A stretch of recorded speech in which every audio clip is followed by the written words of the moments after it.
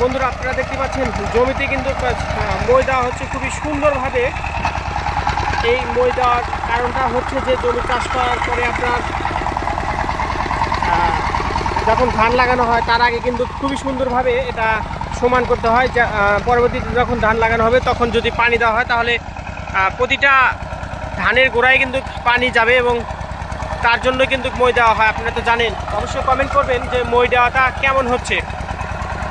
এর আগে আমরা কিন্তু অনেক ভিডিওটি দেখিয়েছি যে কীভাবে জমি চাষ করে।